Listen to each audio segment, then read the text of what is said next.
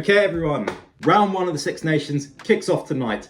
This is going to be a very, very quick video that I just do prior to each round of the Six Nations to go over some of the players that I think are good value picks, some of the players who I think will go well in the weekend.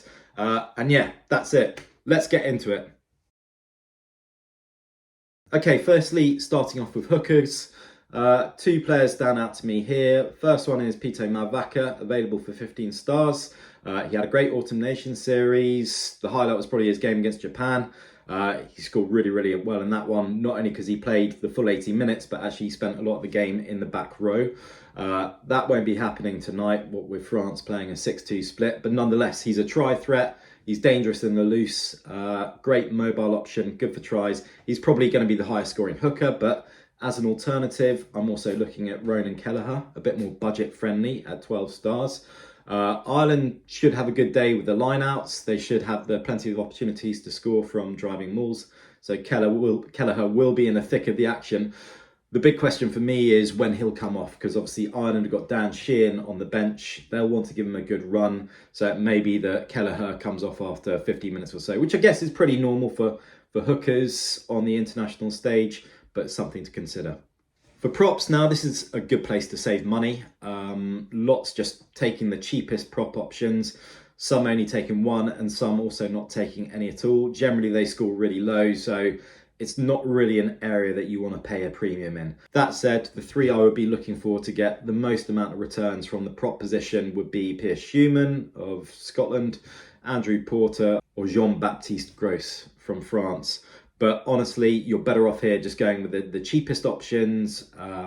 Henry Thomas is a good option. Will Stewart as well is a decent cheap option. Second row. So first of all, top player in the position in last year's Six Nations, the highest scorer by a mile was Tag Byrne.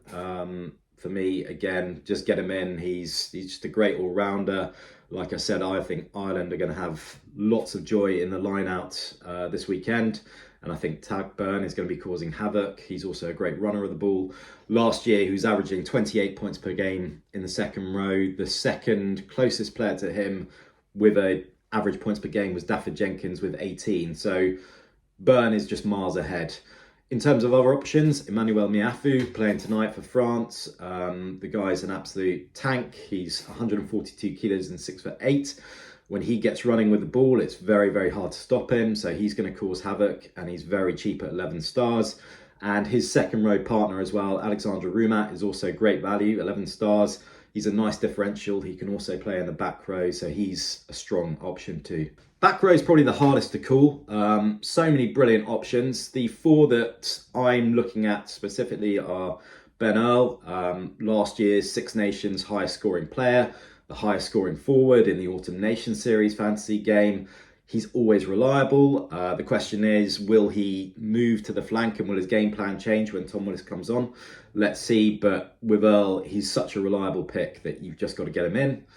Jack Morgan for Wales. He will get through an absolute ton of work, lots and lots of tackles. Last week for the Ospreys, he made 30 tackles in one match, which is just unbelievable. And I can see him getting through a lot of work tonight. He's also a danger when it comes to breakdown steals. He's great running with the ball, and he's also a try threat. So definitely someone to consider. And honestly, probably the only Welsh player that I'm seriously considering for my team. Gregory Aldrett next up, always gets through a ton of work, always makes lots of meters. He's a try threat. He's also a threat for breakdown steals. He is always in the high fantasy points numbers, so definitely worth considering. And then last up, Caelan Doris, again, a bit of a breakdown specialist, but also a great carrier of the ball. He often pops up with tries. He should play the full 80 as well. So those are the guys, really the big four I'm considering. But there are loads of other options. I mean, you've got Josh van der Fleer, Rory Darge, Matt Fagerson. Even the tackle king himself, Michele Lamoureux, is probably worth considering. At scrum half, I mean, it's one person really, Antoine Dupont. He's a complete outlier in his position. He always outscores anyone else there. He is expensive, but he's worth the money. And as an alternative, probably Ben White is probably your best backup option. But I can't see many people going without Antoine Dupont. If you do, and if Antoine Dupont doesn't fire, then it could be a great differential to go elsewhere. But at this stage, it's probably best to play it safe. So I'd strongly recommend Dupont. Fly half, there's a few options here, and a lot depends around your budget. So my first pick would be Finn Russell, but he's available for 20 stars, which is really big price. There are cheaper options available. Nonetheless, Russell is an amazing option. Good for his kicks, obviously. He should get plenty of those against Italy. Also a try threat. He sets up many assists, loads of crossfield kicks to the likes of Darcy Graham and Duhan van der Merwe. Could be an option. He gets the occasional 50-22. He will rack up the points this weekend. But the question is, do you want to spend that much money? As an alternative, Marcus Smith, available for a bit less at 17 stars. He was the highest scoring player in the Autumn Nation Series fantasy game. He potentially will play the full 80 as well, maybe move back to fullback, and then also get lots of carry opportunities as well. Worth considering, but the one I've got my eye on is Sam Prendergast. Now, he might not score as much as Smith and Russell, but he's only available for 12 stars. And by bringing him in, you've still got a very strong goal kicker. He will get the points, and it really allows you to use your budget elsewhere. Into the centres, I've got really a value option and then some options from a premium perspective. The value option is Stafford McDowell, only 8 stars. I can see him being in many teams. He's a great player all round as well. I think he'll score well. You know, he's not just in because he's cheap. He's a genuine points threat. So well worth considering. And then for your other centre, I'd go for either Hugh Jones or Bundy Aki. Both explosive, consistent, high-scoring fantasy players. Loads and loads of carries, a real try threat. I would probably give Hugh Jones the slight edge because he's got a better game against Italy. But Bundy Aki causes havoc against whoever he plays. So no matter what, he'll be in amongst the points. Into the back three, Louis Bielbieri for me is first pick. He's also my captain pick. 15 stars, unbelievable value, and he's been on absolute fire this season. In the top 14, he's averaging a try a game. He's leading the way for defenders beaten. He's going to get meters. He will be the focal point of the French attack on the wings. He's got to be brought in. And another Frenchman that I would strongly recommend, and I've seen him in just about every draft that has been shared with me so far, is Thomas Ramos. Obviously, super reliable kicker. He's certainly going to get plenty of kicks tonight as well. Also a threat with ball in hand. He's good for assists, occasional tries, defenders beaten. He's just a brilliant all-rounder that's well worth bringing in, and also a strong captain shout. And then last up, we've got a real toss-up really between Duhan van der Merwe and Darcy Graham. Both excellent options. Both have been incredible at international level. They're currently in a battle to be Scotland's record try scorer. Currently Van der Merwe is on 30, Graham's on 29, so that shows the parity between the two. At Six Nations level though, Van der Merwe does have the upper hand. He scored 14 tries in the Six Nations compared to Graham's 7. Graham obviously has racked up a lot of tries against the likes of Romania in the Rugby World Cup, against the second string Fiji team in the Autumn Nation Series. There is a price difference. Van der Merwe is 3 stars more expensive than Graham, so if budget is a real issue, then maybe go for Graham. I've just got a quick graphic here actually, just comparing their performances in the URC this season. They both played 8 times, so it's a fairly good comparison. Obviously, they don't have their 2 Glasgow centres playing tomorrow inside of them with these stats, but it's an interesting indication of how they've been getting on this season. So in terms of try scored, Van der Merwe has the upper hand. He scored 4 compared to Graham's 2. I mean, neither are particularly exceptional this season in terms of their try scored. In terms of line breaks, so Van der Merwe again has the upper hand. He's 4th in the URC with 12, whilst Graham has 8. In terms of defenders beaten, Graham has the slight upper hand with 33 compared to Van der Merwe's 30.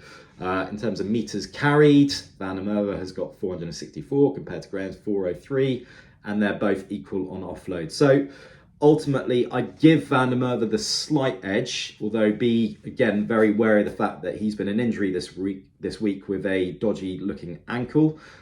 He got the all clear and he's been named in the starting lineup, but also keep an eye out for any news updates in there. And definitely, if there's a risk that he could be hooked at the last minute, definitely keep an eye on the news. I'll be keeping Fantasy Rugby Geek Twitter and the various different social channels updated with any late changes as well. I would give Van der Merwe the edge nonetheless. But if budget is an option, then Graham is a great backup option and really not a drop down in quality at all. So for 3 stars cheaper, if you've got problems with budget elsewhere in your team, then maybe consider Graham over Van der Merwe. In terms of captain picks, for me, it's pretty easy this week. It's going to be either Louis Bielbieri or Thomas Ramos. I think Ramos is probably the safer, lower risk option, but I think Louis Bielbieri has got a much higher point ceiling. If he gets a hat trick, then you are just going to be off to an absolute flyer. Super sub. So again, a lot of people have been asking about super subs. When I select my super sub, I generally consider 3 things. First of all, will they come on? And will they come on for a good period of time to rack up some decent points? I look at how the teams use their bench in previous games. So what sort of time do they bring certain players on? Do players get a good run off the bench? And what split are they playing? So if they're playing a 6-2 split, then I might be more convinced to bring on one of their backs as my super sub position. That said, I've been stung by selecting backs as my super sub on so many occasions that now I really exclusively consider forwards as my pick. So 5 players that I'm looking at the moment. Dan Sheehan from Ireland. Obviously, he's coming back from an injury, but last weekend against Leinster, he made his first appearance back and scored 2 tries. And he looked like a third winger on the pitch. He looks fit, he looks healthy. I think he'll be dangerous once again. Tom Willis, back row for England, only 10 stars, on fire this season. Only a second international appearance. He'll be wanting to make a big impact. So great budget option off the bench. Julien Marchand, the French hooker, also worth considering. Always a try threat. He should get a good run. Ewan Ashman is one that I'm really looking at. Only 12 stars. Dave Cherry is starting for Scotland tomorrow. He probably won't be on the pitch much further than half time. This season for Edinburgh, he's only played beyond 50 minutes once in all of the URC. So Ashman will get some good time off the bench. Great international try scoring record, great club try scoring record. He's a good option. Others, Jack Conan's an interesting one. Oscar Yegu as well from France as well has scored plenty of tries for La Rochelle this season. So there are loads of really strong options in there. If I had to pinpoint 2, it'd probably be either Sheehan or Ashman. In terms of value picks, there's a few out there if you are really struggling for budget. So Theo Atazogbi for France. I think LBB is going to massively outscore him, but nonetheless, it's a cheap way into that French back 3 at only 11 stars. Caden Murley for England, only 10 stars. I would probably consider him for other matches. I think Ireland might be a step too far. Nonetheless, he's been on fire for Quint's season in the Prem, 10 tries in 12 games. I think he's a great option there. Sam Prendergast, as I mentioned, only 12 stars. A really good player. He's going to score well and he will allow you to spread your budget elsewhere in the team. Strongly recommended. Tommy Allen as well from Italy, only 11 stars, likely to be on kicks. So every time that Paolo Garbisi and Tommy Allen have played in the same team, it's been Allen who's been the selected kicker. He's playing at fullback, so he's going to get more carry opportunities. He'll rack up the meters. 11 stars, really decent option there. Moving to the back row, James Botham, only 11 stars. He's going to have to get through a ton of work tonight against France, so he's worth considering. In the second row, mentioned them both already, but Emmanuel Miafu and Alexander Rumat are both great priced players and should do some real damage tonight. Will Rowlands, another second row option. As with James Botham and Jack Morgan, he's just going to go through a ton of tackling work tonight. And in the past, he's recorded some amazing tackle stats, so well worth considering. And then as hookers, Luke Cowan-Dickey is always dangerous. He's only 12 stars, so he's worth a shot. Dave Cherry, I did mention him earlier on. I don't think he's going to play that long today, but nonetheless, he'll get a half in versus Italy. He's only 9 stars, so really good value. And yeah, he could be a good cost-friendly alternative if you're struggling for budget. So look, I hope that ramble was helpful. I'm still very new to YouTube, so all feedback welcome. But yeah, good luck with your teams. More details available over at fantasyrugbygeek.com with my round 1 picks post. And if you want to see my full team reveal, then head over to my membership site at buymeacoffee.com, where you'll also be able to share your team with me for direct feedback on any changes I recommend. And you'll also gain exclusive access to the Fantasy Rugby Geek Premium Prize League, with prizes including a £50 voucher to spend on prints from the sports commentators, a Rugby mystery box and blindside box, 6 months free access to FRG Premium, 3 months access to the Rugby paper, and a fancy Rugby Geek trucker hat. So please sign up. There's a link in my description. Also this week, Paul Shimfo from the Reddit Fantasy Rugby Discord. Link in my description for that as well. Discord's a great community. Together we launched our new Fantasy Rugby podcast, Six Nations Fantasy Rugby Geeks on the Go. It's a short bite-sized preview of each round of the Six Nations. It's on Spotify. Click the link in my description or go on Spotify and search for Rugby Geeks on the Go. Make sure you give me a follow on X, Threads, Blue Sky, TikTok, Insta. For any breaking fantasy news, I'll be sharing it all there. Finally, a very quick word on one of the Fantasy Rugby Geek partners, the sports commentators. Imagine owning a piece of real sporting history. Actual commentary sheets used by the legendary commentators of the past during some of the greatest moments in sports. That's exactly what the sports commentators are offering. They gathered thousands of original commentary sheets from rugby, football, cricket, F1, and even more created by voices like Brian Moore, Miles Harrison, Andrew Cotter, and Nigel Starmer-Smith. Whether it's Johnny Wilkinson's World Cup winning kick, the Lions' legendary tours, or Ireland's recent Six Nations dominance, these prints capture the moments that made history. Plus, 10% of profits go to incredible charities like the Alzheimer's Society and the My Name is Doddy Foundation. As a Fantasy Rugby Geek viewer, you'll get an exclusive 10% off. Just use the code FRG10 at checkout. Click the link in the description and grab a piece of history today. So that's it. Make sure you get your teams in for tonight's match and good luck.